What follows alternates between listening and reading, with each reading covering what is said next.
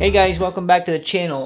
What I wanted to do today is I haven't done a video for you guys recently, and if you guys are following me on Strava, you'll know that I've, since pretty much the end of October, I've been pretty much doing nothing but indoor training.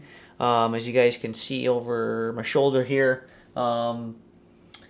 snow is actually mostly gone, but that's a recent event. We've actually, the last like 2 or 3 weeks here in upstate New York have been almost kind of like January type weather. We've had a lot of snow, a lot of cold. We've had a couple of days already below 0 in the morning.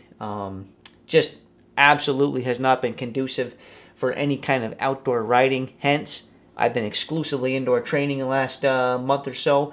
And I just kind of wanted to do a quick video for you guys, just kind of briefly explaining to you how I use Zwift and Strava as like, and how I use that to kind of just kind of monitor and track my indoor training.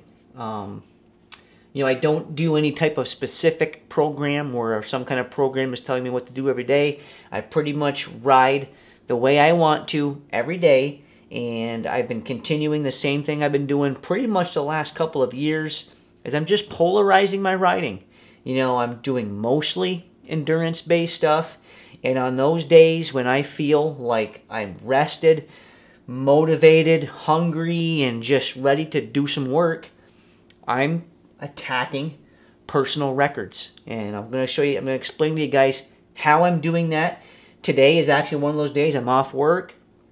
I had a relatively, you know, subdued ride yesterday. I feel good. I feel rested, motivated. I'm going to be attacking a personal record later on today, actually. And I've had days where I've like been at work and thinking, oh, I feel pretty good. I'm going to go home. I'm going to attack, you know, this particular record I want to go after. And I'll come home, get on the bike, and after about 5 minutes, I'm like, ugh, I feel like dog shit. And I'm like, all right, today's going to be, you know, a half an hour easy spin or whatever, and I'm going to save it for tomorrow or the next day. So I'm literally letting my body dictate what I'm doing on a particular day. If my body doesn't feel like doing something, there's no way any kind of pre-written training program can overwrite or tell my body how it's going to feel. I've had good luck with this approach. My power numbers and personal records are kind of continuing to go up. I've got no reason to change what I'm doing. I'm seeing good results doing it this way. I'm going to stick with it. I feel like I got a pretty good handle. I just kind of, you know, recognizing how my body feels on any particular day and making the necessary adjustments to my training. So far, I'm doing quite well with it for being a completely self-coached athlete. So I'm going to keep going this way until either something goes wrong or I don't feel like training any longer this way. But this is how I'm training. Now, to go over to my Strava here specifically, I want to click onto my particular profile here. Now, essentially here, guys, what I'm doing is, now let's go to my, I'm just going to show you my rides. I'm going to talk through these. Now, you see yesterday, I did a base endurance workout. And I've actually had some, and this is another point I wanted to raise, is I've had some people comment and just ask me like why I have such long Strava names. Like I go into like this real detailed name of my Strava workout for the day.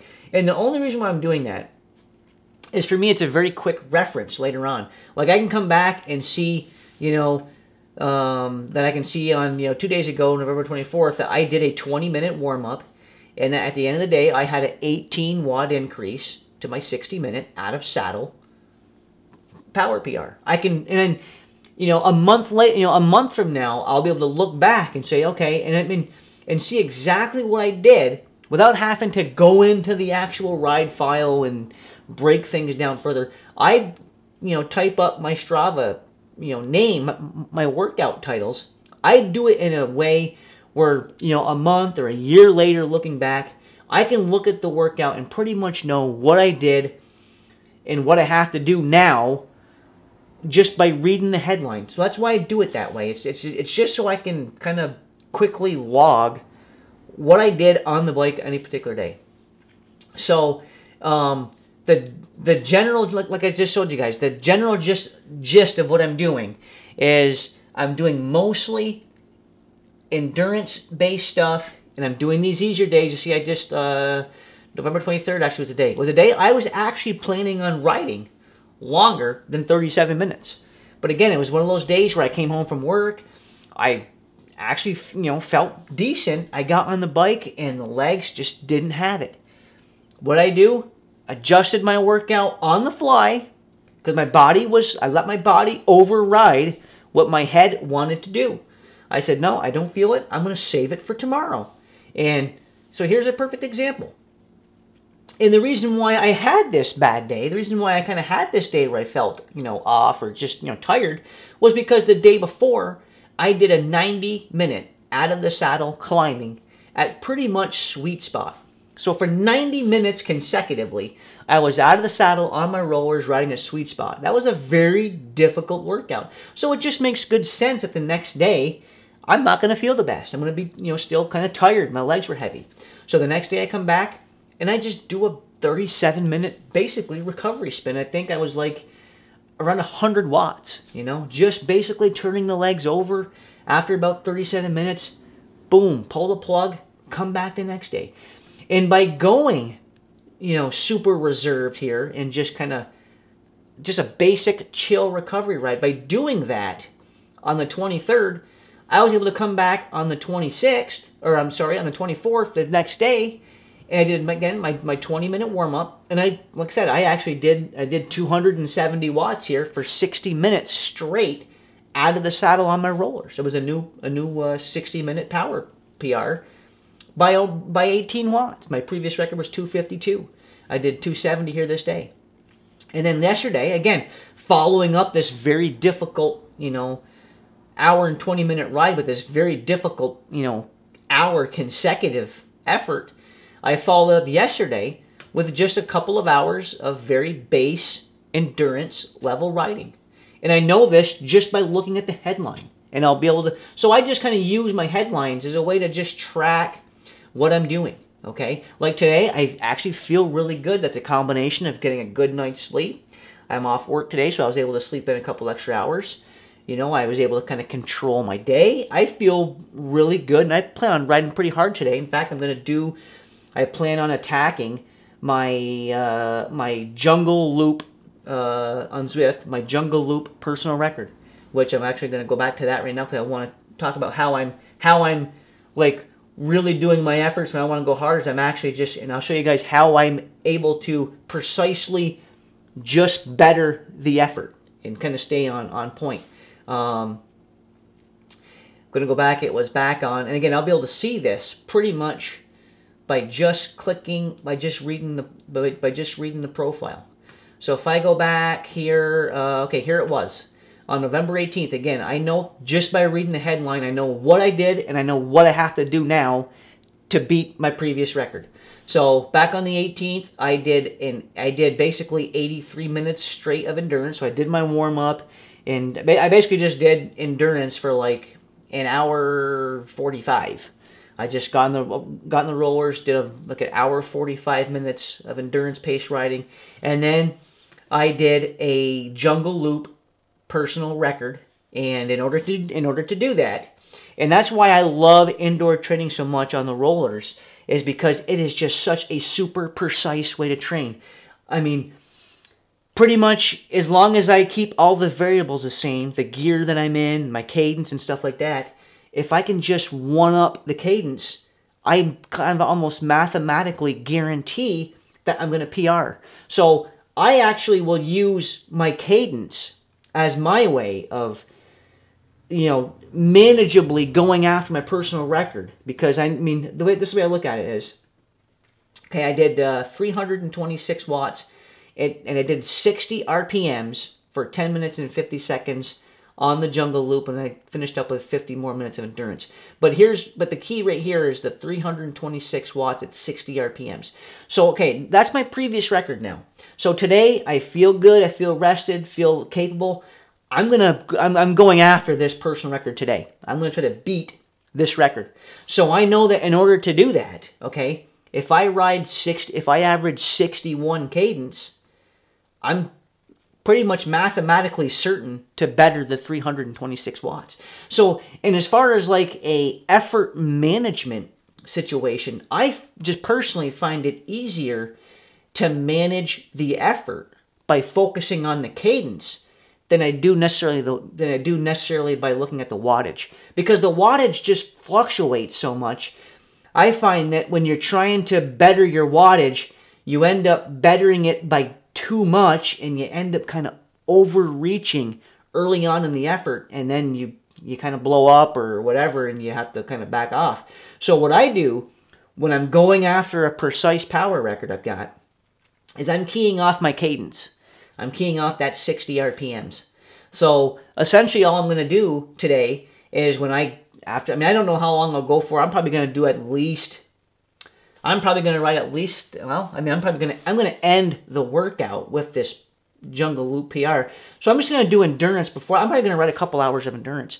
I'm probably going to do a couple hours at endurance pace on the rollers, and then I'm going to dive in to this personal record, and I'm going to go after it. And the way I'm going to go after it is as soon as I get into the effort, I'm going to just key on trying to hold 61 cadence. So I know as long as I'm riding 61 cadence, I'm going to better this PR. You know, it's a mathematical certainty, because I'm in the biggest gear the bike's got. I'll be in the, on the toughest magnet setting my rollers has to offer. It's a mathematical guarantee. If I ride at just a slightly faster cadence, I'm going to PR. And the way I look at it is, if I could average 60 cadence on this effort, I can probably average 61 cadence on the next effort. So say I'm able to do that today. Let's just say, for example, I'm able to ride a 61 cadence, and this ends up being 333 watts. Just showing an example here. What I will do the next time, whether it be 4 days later, a week later, whenever it is, the next day that I want to go after this particular power record, and I feel capable of bettering this, I'll shoot for 62 cadence, and so on and so forth. So that's how I'm kind of using my Strava profile right along with Zwift. That's how I'm kind of using the two to structure my personal indoor training. Again, I'm not doing any kind of trainer road, guys. I like trainer road, guys. And if it just wasn't for the fact that I just like doing things my way, so to speak, I would have no problems following a trainer road plan, and I would enjoy it, and I would think I would get good benefits from it. I just personally like to do what I want to do when I want to do it, and I feel like I'm having good results doing that. So I'm going to keep doing that. And this is how I'm doing that. This is how I'm going about structuring my work. What you're not going to see me do is attack this personal record today. And even if I, don't get it, whatever, or if I do get it, I'm not going to come back again tomorrow and try to do it, because there's no way I'm going to be able to do it. I'll need some easier time, tomorrow. It's not going to be a complete day off. As you guys, I didn't do a video, but I did a post on my Facebook page, I don't know, a week ago or so. But essentially, guys, I have not taken a full day off from training on the bike since 3 days after my crash in the Tour de Loop road race in August. So pretty much every day since August 21st, I've ridden my bike. I've had a lot of these. I've had a lot of days. Let me go back here. I have had a lot of days. Right here. Strava is such a great training tool, I think. I've had a lot of days, I've had quite a few days where it's been this little 37-minute ride at 100 watts, basically just lollygagging, essentially. I've had quite a few days like this, but it wasn't a complete day on the couch. I still burnt, 300 calories probably, still got my heart rate elevated for that half hour or so, still got my legs flushed out. So, I'm still taking recovery days, okay? But I'm taking recovery days on the bicycle. I really personally believe in riding your bicycle every day. I want to ride every day. And I think that I can ride every day as long as I have my days when I feel like I need to. Like this day here, I just felt very sluggish, not motivated, very tired, heavy legs. Come on. I basically did like a little miniature a little miniature taper / recovery ride, you know. And the next day, it put me in a position to come back and feel really good on the bike. And I PR'd my 60-minute power. But I'm not taking complete days off the bike and just sitting on the couch. I haven't taken a day off. Like I said, I don't know how, well, I mean, August, September, October. It's been like almost over 3 months now. I haven't had one day off of the bike completely. Even if it's just getting on the rollers and just riding for 20 minutes. Just snail pace. I personally think that that's better than a complete day off. I like to do my recovery rides on the bike. But anyways, that's a different video. Just kind of wanted to give you guys a generalized kind of overview of how I'm using Zwift and my Strava profile. The two kind of they intersync. You know, my Zwift rides always sync over to Strava. And this is just how I personally am managing my training and kind of my thought process as far as, you know, hard and easy days. This is all I'm doing. And again, I'm pretty much waiting until I'm in the moment to decide if I'm going hard today. Now, I mean, I just know, because of the way I feel right now, I'm going to be riding within the hour. I just know that I'm going to feel pretty good today because I didn't really do any hard efforts yesterday. So I'm quite confident I'm going to be ready to go after this personal record I want to go after today. But I mean, just on the off chance that for some reason I get on the bike in the next hour and I am sluggish, I'll pull the pin and I'll just, you know, ride an hour very easy or 45 minutes very easy, whatever it might be, and I'll come back tomorrow and try the PR. But I'm quite sure I'm going to feel good today. Because, I mean, based off the last, you know, couple of years of just training knowledge, with how yesterday was, I should be in a position certainly to go hard today. And I expect to be there, so that's how I'm doing my training, guys. I don't, you know, stick to any particular plan. My plan is simply let my body dictate what it wants to do. My body knows better than anybody else what it wants to do in the moment. So if you feel like going hard in the moment, go hard. If you feel like you can't go hard in the moment, go easy. That's just, my training is as simple as that. I feel like I'm having decent results with it. I'm going to keep going this way. But again, guys, just wanted to do a very quick, well, I say very quick. It's actually, I can see it's been like almost 18 minutes now. But I wanted to, you know, do a video just kind of showing you guys what I'm doing and what I plan on doing the entire winter, as long as the weather is doing this. And actually, they're calling for some more snow again tonight here where I live. I don't know how much, but they're calling for some more snow. So, I mean, it's, like I said, it's November 26th today. Odds are, guys, I'm realistically not planning on being able to do pretty much any outdoor training until next March, April. It's going to be a long winter here, but this is exactly what I'm going to be doing now through spring, is just doing stuff like this and structuring my training in this type of a manner. So I hope you guys found this video informative. You know, by all means, guys, leave me some comments. Let me know what you're doing in your training. I like to get, you know, I think that these YouTube videos are a good way to kind of get a conversation going about training. This is my approach. It's what I like doing. And hope you guys found the video informative. And I look forward to seeing you guys in my next vlog.